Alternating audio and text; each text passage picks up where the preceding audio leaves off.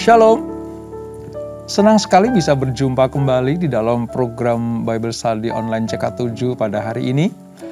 Nah, kita akan melanjutkan pembelajaran kita, saudara, dari kitab 1 Samuel pasal yang ke-19. Kalau saudara perhatikan, lalu ingat bagaimana pelajaran kita yang kemarin tentang Saul yang membenci Daud karena iri. Sebab bangsa Israel mengeluh-elukan Daud lebih daripada Saul. Nah, ketika Saul merasa bahwa posisinya terancam oleh sukacita orang Israel karena menyanjung-nyanjung Daud, maka sejak saat itu Saul betul-betul membenci Daud dan mengejarnya. Dikejar untuk dibunuh, dimusnahkan. Tapi mari kita lihat bagaimana kisah pelarian Daud dari kejaran Saul. Kita akan pelajari, kita akan baca, kita renungkan, dan kita ambil manfaatnya supaya kita betul-betul mengerti kehendak Allah dari apa yang kita pelajari pada hari ini. Namun terlebih dahulu mari kita datang kepada Tuhan. Kita sembah Dia. Kita minta Roh Kudus mengurapi kita, memenuhi hati kita. Kami datang kepadamu Tuhan. Kami hampiri tahta-Mu. Kami ucapkan syukur buat kebaikan-Mu. Terima kasih Tuhan. Terima kasih Bapa. Datang Roh Kudus, Kau ku rindu. Dengan minyak yang baru urapiku,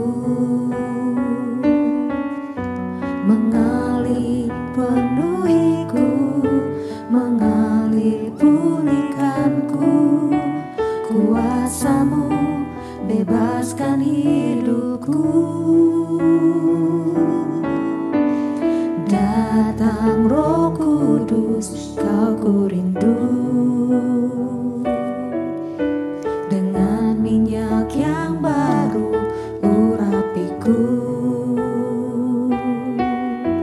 mengalir penuhiku, mengalir pulihkanku.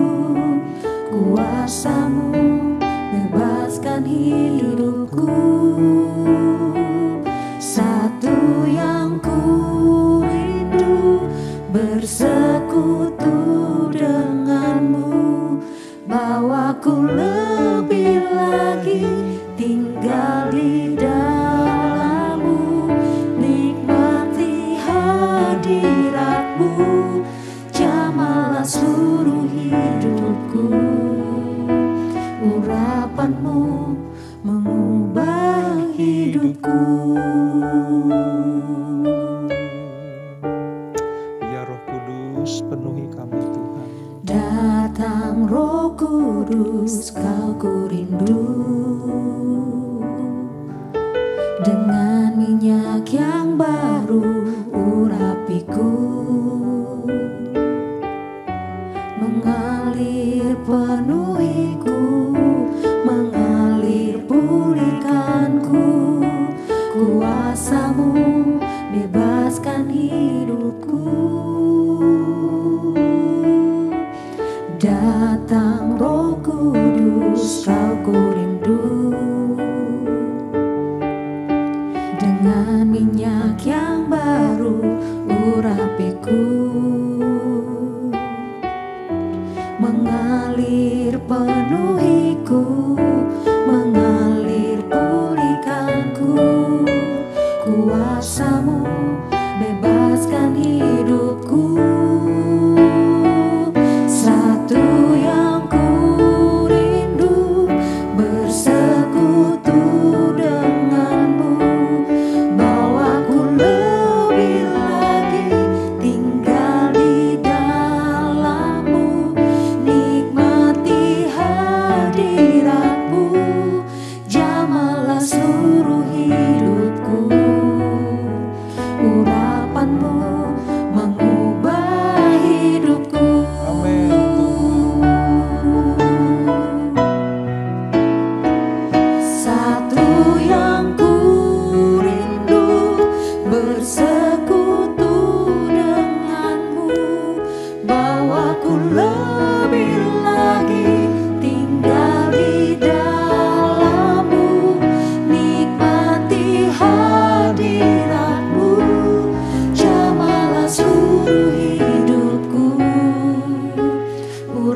Urapanmu mengubah hidupku. Urapanmu mengubah hidupku. Urapanmu mengubah hidupku. Haleluya, Yesus. Kau ku rindu ya Roh Kudus.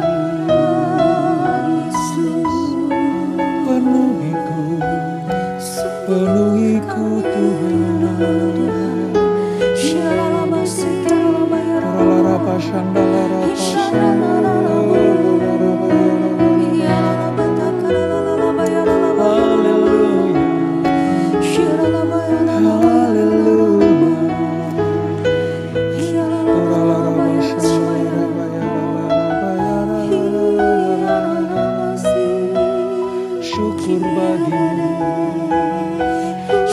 syukur bagimu Tuhan, sebab namamu besar, namamu besar.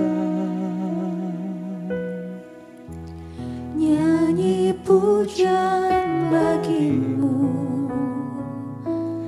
Tuhan, pujian bagimu Tuhan. Namamu besar dan layak dipuji. Nyanyi pujian bagimu Tuhan, pujian bagimu Tuhan. Namamu besar dan layak dipuji. Ku agungkan namamu Tuhan, agung namamu Tuhan. Namamu besar dan layak dipuji.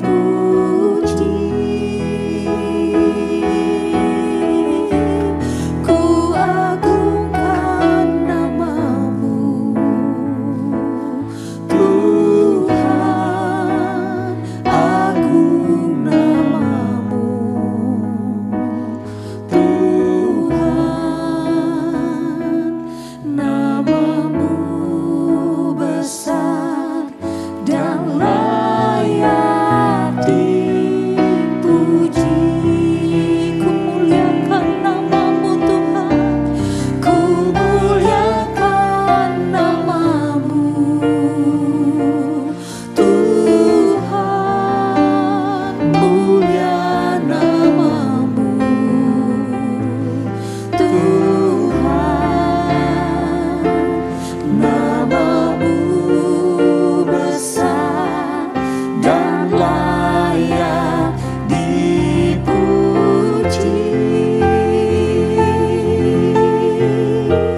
Ku muliakan namamu Tuhan, mulia namamu Tuhan. Namamu besar dan layak dipuji. Nyanyi pujian bagimu Tuhan, pujian bagimu Tuhan. Namamu besar dan layak dipuji.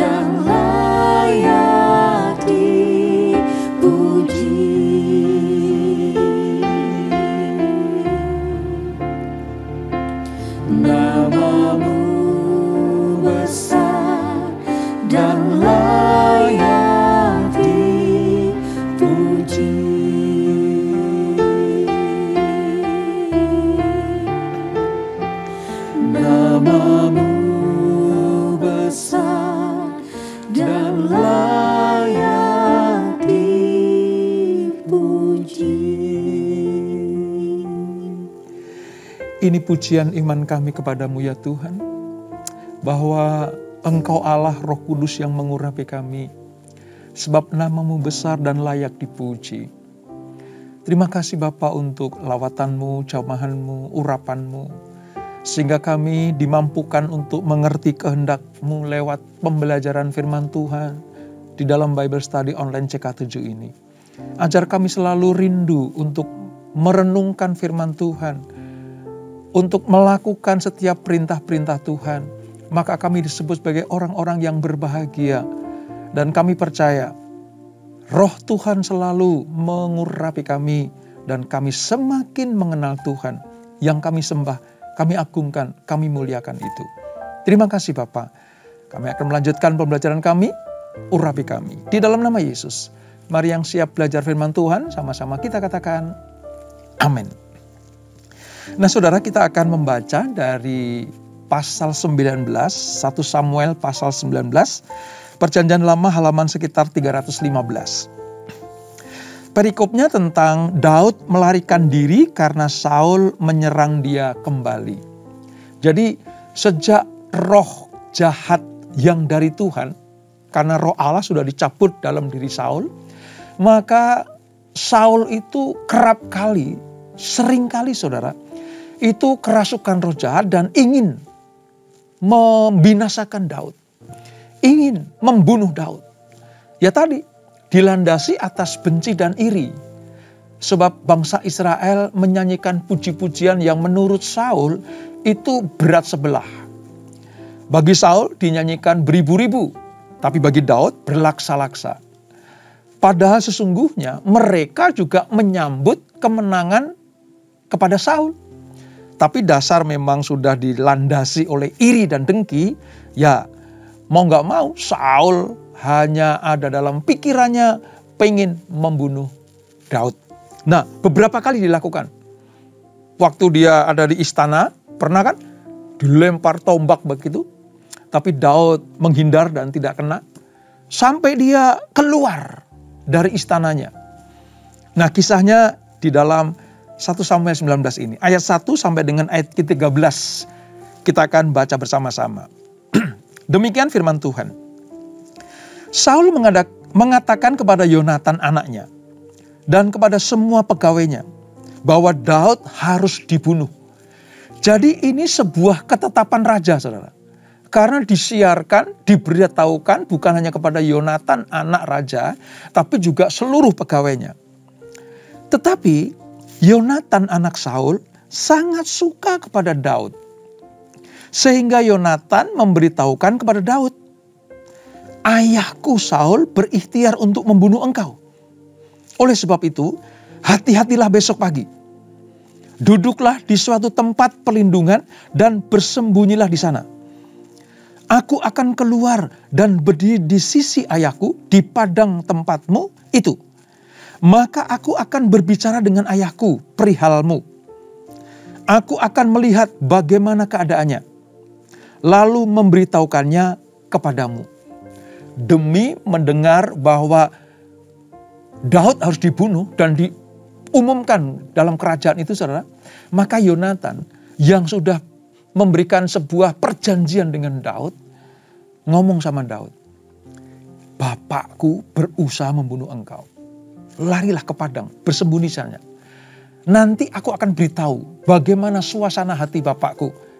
Lihat nanti, aku perintahkan apa kepadamu. Ayat 4. Lalu Yonatan mengatakan yang baik tentang Daud kepada Saul ayahnya. Katanya, janganlah raja berbuat dosa terhadap Daud, hambanya. Sebab ia tidak berbuat dosa terhadapmu. Bukankah apa yang diperbuatnya sangat baik bagimu? Ia telah mempertaruhkan nyawanya dan telah mengalahkan orang Filistin itu. Goliat maksudnya ini saudara. Dan Tuhan telah memberikan kemenangan yang besar kepada seluruh Israel. Engkau sudah melihatnya dan bersuka cita karenanya. Mengapa engkau hendak berbuat dosa terhadap darah orang yang tidak bersalah dengan membunuh Daud tanpa alasan? Saul mendengarkan perkataan Yonatan dan Saul bersumpah, demi Tuhan yang hidup, ia tidak akan dibunuh. Oh, udah berubah lagi, saudara. Mengapa? Karena Yonatan mengatakan hal-hal yang baik tentang Daud kepada bapaknya. Ayat 7. Lalu Yonatan memanggil Daud, dan Yonatan memberitahukan kepadanya segala perkataan itu. Yonatan membawa Daud kepada Saul, dan ia bekerja kepadanya seperti dahulu. Ini, jadi nanti akan kita pelajari, saudara. Berapa orang yang betul-betul memagari Daud supaya Saul itu tidak membunuh Daud. Nah, kita baca tadi, Yonatan mampu mempengaruhi keputusan raja untuk membunuh Daud. Walaupun ini sifatnya sementara. Lihat ayat 8. Ketika perang pecah pula, maka majulah Daud dan berperang melawan orang Filistin. Jadi terus-terusan. Ya, sering saya katakan kan, musuh bebuyutan orang Israel itu Filistin, ya, orang Filistin. Daud menimbulkan kekalahan besar di antara mereka, sehingga mereka melarikan diri dari depannya. Nih, lihat nih, ayat 9, saudara. Tetapi roh jahat yang daripada Tuhan hinggap pada Saul. Ketika ia duduk di rumahnya dengan tombaknya di tangannya, dan Daud sedang main kecapi.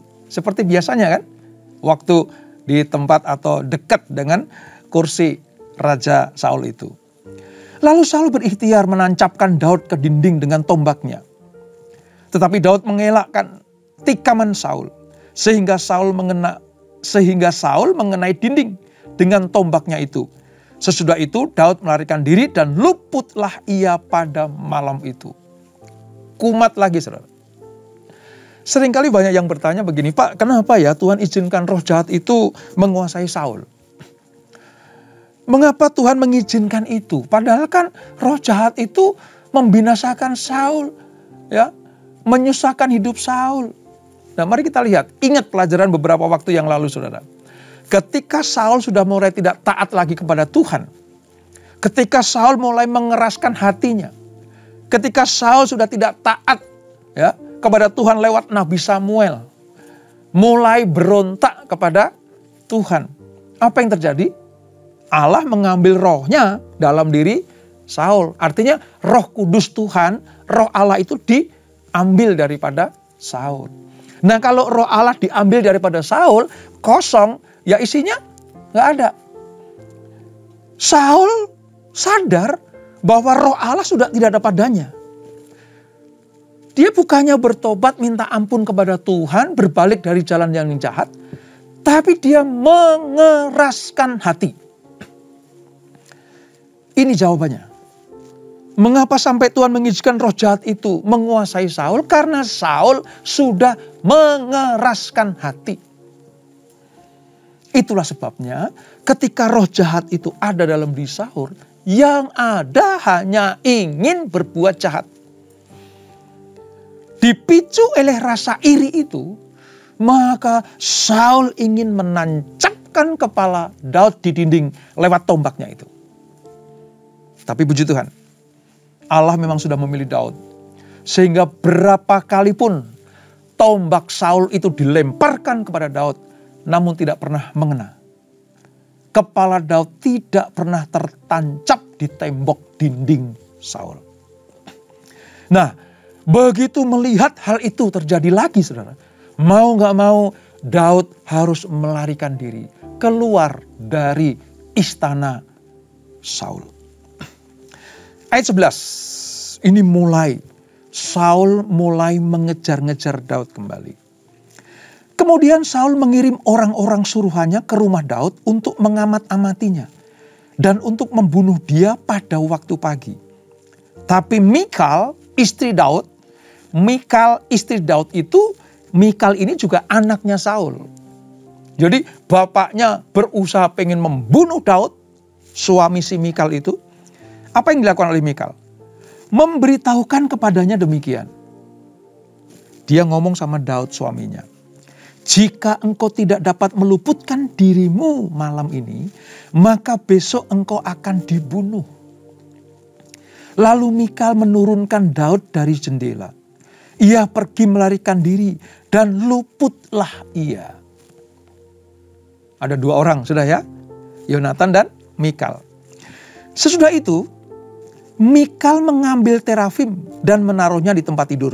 Ditaruhnya sehelai tenunan bulu kambing di bagian kepala dan ditutupinya dengan selimut. Sampai di sini dulu saudara. Karena berikutnya nanti itu usaha bagaimana Saul pengen ketemu Daud dan membunuhnya. Nah mari kita lihat. Dari apa yang kita pelajari ini saudara, kita bisa melihat bagaimana Tuhan sekalipun dia mengizinkan Daud mengalami ancaman-ancaman daripada Saul. Tetapi Tuhan tidak pernah meninggalkan Daud orang yang diurapinya itu. Tadi saya ceritakan berapa kali Saul pengen membunuh Daud namun lolos. Selalu luput. Sebab tangan Tuhan sudah mengurapi, melindungi, memagari Daud. Kalau kita pelajari ini saudara. Rencana Saul untuk membunuh Daud itu semuanya gagal. Semuanya gagal. Dari situ kita bisa menyimpulkan. Roh Allah melawan roh jahat. Ya walaupun diizinkan oleh Tuhan menguasai Saul.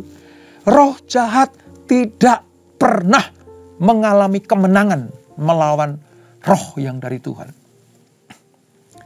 Roh jahat tidak akan pernah sekali-kali pun mengalami atau menaklukkan roh Allah. Makanya dalam pujian tadi kita minta Roh Tuhan, Roh Kudus datanglah penuhi aku. Urapiku, pulihkanku, kuatkanku. Supaya apa? Supaya ketika roh jahat itu ya, berusaha untuk membinasakan kita, berusaha untuk mencelakakan kita, kita sudah di cover oleh roh Allah, yaitu Roh Kudus itu. Kita belajar dari ini saudara. Coba, berapa kali Saul pengen membunuh Daud? Berapa kali Daud terancam kehidupannya? Berapa kali Daud nyawanya sudah di ujung tanduk? Saya kadang membayangkan begini saudara. Saul itu pahlawan loh. Jago perang. Badannya tegap. Setiap kali dia perang menang loh. Diceritakan kan saudara. Ya bersama dengan Daud mereka menang. Artinya apa? Dia terampil. Dia pandai. Menggunakan pedang, menggunakan tombak, ya, menggunakan alat-alat perang. Dia terampil. Tapi saudara lihat. Keterampilan Saul, kepandaian Saul memainkan senjata perangnya. Dalam hal ini termasuk tombaknya itu. Kalau dia dikuasai oleh roh jahat, maka keterampilannya tidak akan pernah mengalahkan kuasa roh Allah yang melingkupi Daud.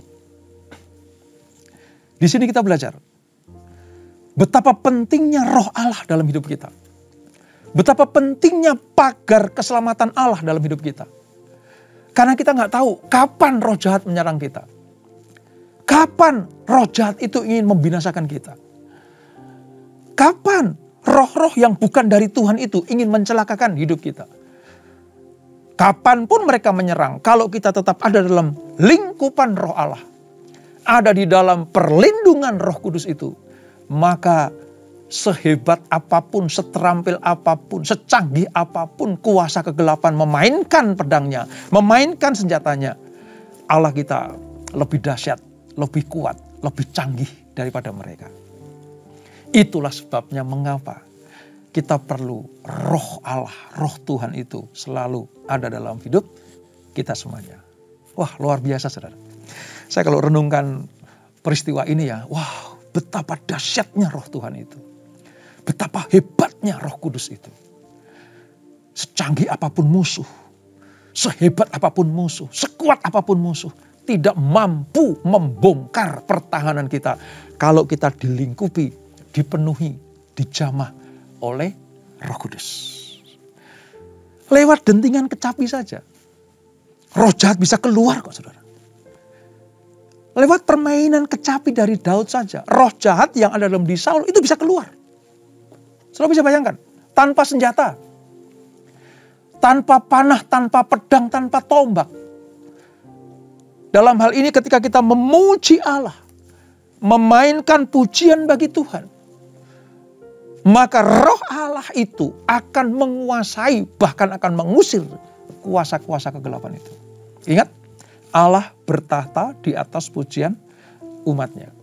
Kalau Allah bertahta, siapa lawan kita? Oleh sebab itu, pastikan roh Tuhan ada di dalam hidupmu dan hidupku. Itu yang pertama, saudara. Pelajaran yang penting dapat kita pelajari pada hari ini. Yang kedua, saudara, selain roh Allah, selain roh Tuhan yang memenuhi Daud sehingga dia tidak mampu dibunuh oleh Saul, hal yang lebih penting lagi adalah begini. Ada orang-orang yang berbaik hati kepada Daud. Ada orang-orang yang berusaha untuk apa? Menyelamatkan Daud. Dari apa yang kita baca tadi, ya. Yang pertama, Yonatan. Kalau kita baca kisah Yonatan ini, saudara, bersama dengan Daud, itu dapatkan hal-hal yang luar biasa. Karena memang Yonatan tahu persis. Bapaknya sudah nggak bisa diatur lagi oleh Nabi Samuel. Bapaknya, yaitu Raja Saul, sudah berjalan atas kemauannya sendiri. Dan Yonatan tahu bahwa Daud sudah diurapi di rumah ayahnya, Isai itu di Bethlehem. Ketika Yonatan tahu bahwa dia diurapi, Daud diurapi oleh Nabi Samuel, Yonatan sudah berpikir bahwa nanti satu saat Daud akan menggantikan ayahnya. Itu yang pertama. Mengapa Yonatan mau menjalin hubungan yang baik dengan Daud. Yang kedua, Yonatan tahu persis Daud tidak pernah berbuat jahat. Daud tidak pernah merugikan ayahnya. Tadi dibacakan kan, saudara? Disampaikan kepada bapaknya, Tuanku, Rajaku, Bapakku. Ya, kenapa engkau berikhtiar membunuh Daud? Dia tidak pernah berbuat salah. Dia berjasa bagi negara kita.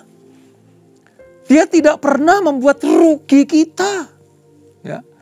Dia tidak pernah melakukan hal-hal yang berdosa. Maka janganlah raja membunuh Daud. Ya, seketika itu juga sementara dibatalkan niatan Saul membunuh Daud.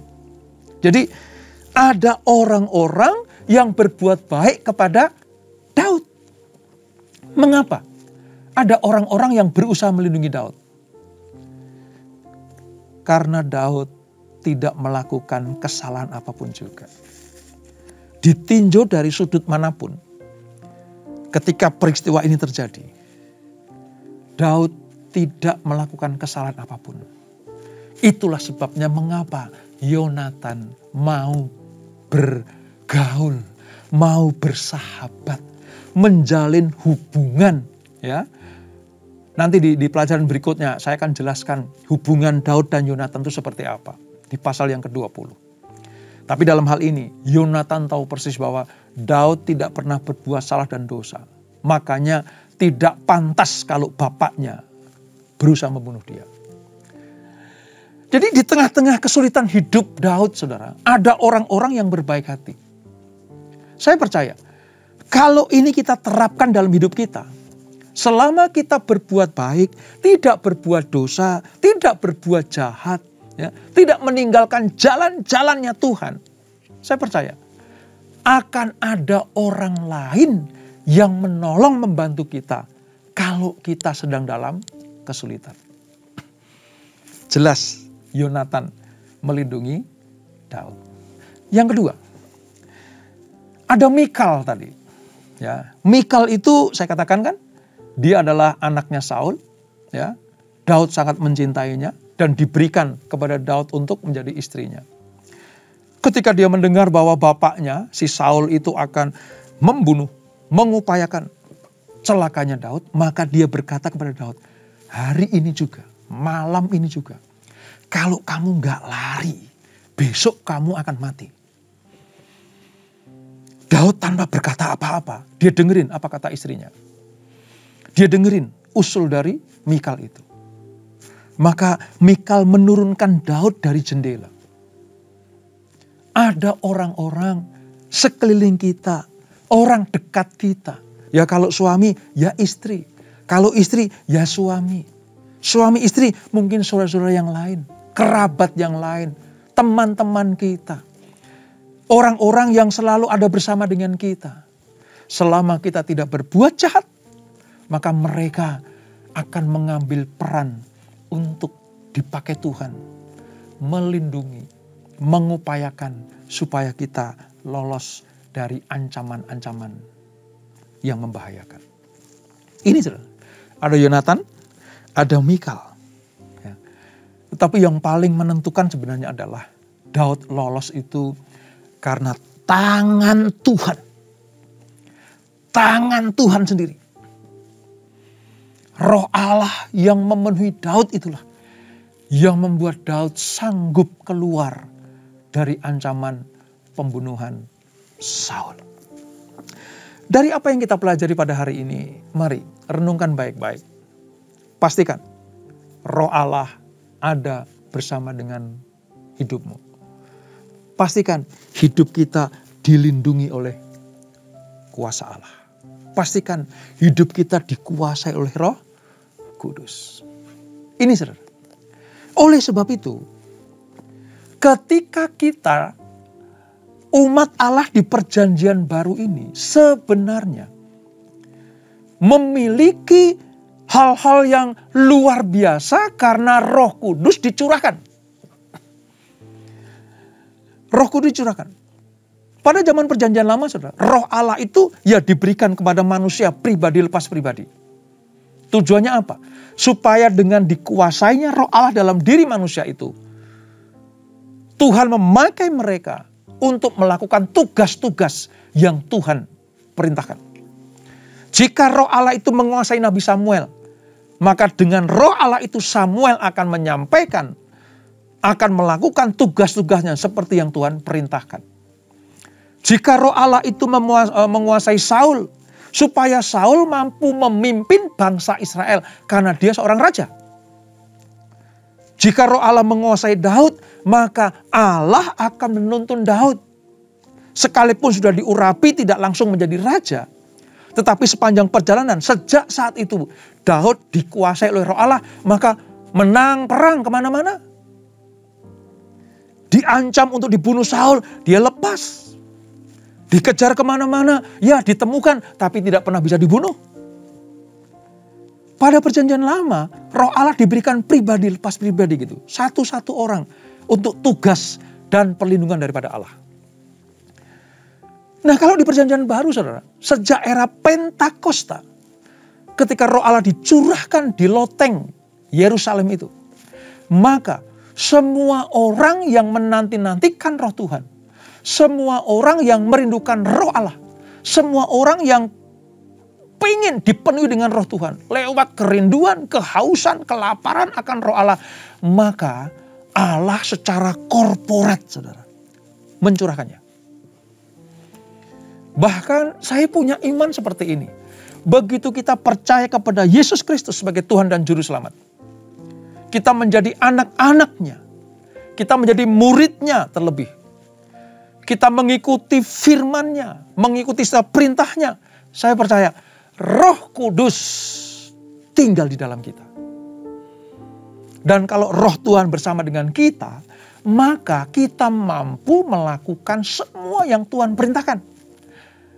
Dan ada satu firman berkata, kalau Roh Allah ada di dalam kita, kita sanggup dan cakap melakukan apapun juga. Jadi bersyukurlah di era perjanjian baru ini, saudara dan saya, semua yang percaya kepada Tuhan Yesus, disediakan perlindungan, kekuatan, penjagaan, tuntunan dari Roh Allah. Lewat apa? Roh Kudus. Oleh sebab itu, rindukan. Kalau sudah dipenuhi Roh Kudus, jaga baik-baik. Jangan sampai Roh Allah ini kita kecewakan, kita dukakan. Apalagi kita menghujatnya. Karena kita nggak tahu roh jahat kapan menyerang kita. Tapi saya percaya, sewaktu-waktu dia bisa menyerang kita. Tapi kapanpun dia menyerang kita, kalau kita ada di dalam perlindungan Roh Allah, dalam covering Roh Kudus itu, dipenuhi oleh Roh Kudus, maka berapa kali pun roh jahat berusaha mencelakakan kita, Tuhan selalu menyelamatkan kita. Roh Tuhan lebih kuat, Roh Kudus lebih dahsyat dibanding dengan roh-roh yang ada di dunia ini. Oleh sebab itu, tetaplah tinggal di dalam Tuhan. Tetap berbuat yang benar dan yang baik. Maka roh Tuhan melindungi dan ada orang-orang di sekeliling kita yang berbuat baik kepada kita. Sama seperti Yonatan, sama seperti Mikal yang berusaha menyelamatkan Daud karena Daud tidak berbuat dosa. Dan itulah 1 Samuel pasal 19. Kita tundukkan kepala. Bapak, terima kasih untuk anugerah-Mu. Kami sudah belajar membaca, merenungkan firman Tuhan. Kami aplikasikan dalam kehidupan kami. Bahwa ketika roh Tuhan tinggal di dalam diri Daud, maka roh jahat yang ada di dalam diri Saul tidak mampu membinasakannya, tidak mampu membunuhnya, tidak mampu menciderainya. Oleh sebab itu Bapa, kerinduan kami biarlah roh Tuhan selalu memenuhi kami. Roh Tuhan selalu melingkupi kami, supaya kami ada di dalam covering Tuhan itu. Dan kami juga belajar bagaimana ketika Daud selalu berbuat baik, tidak berbuat dosa. Daud selalu melakukan firman Allah.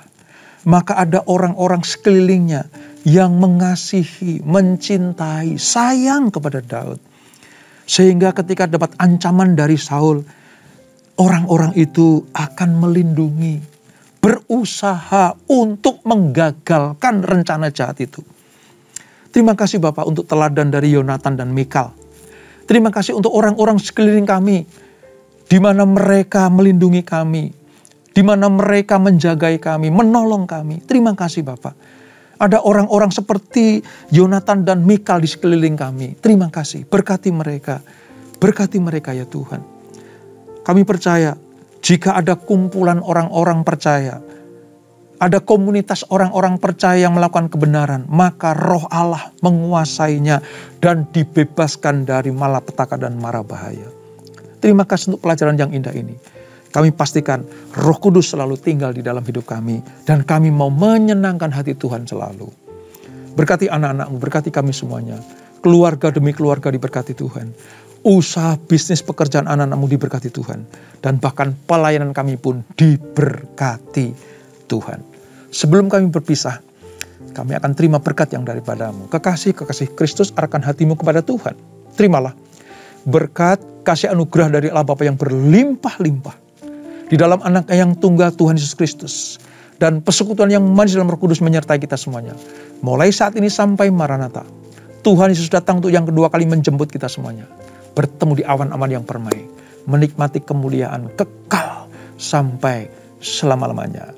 Yang diberkati. Sama-sama kita katakan amin, amin, amin. Tuhan Yesus memberkati.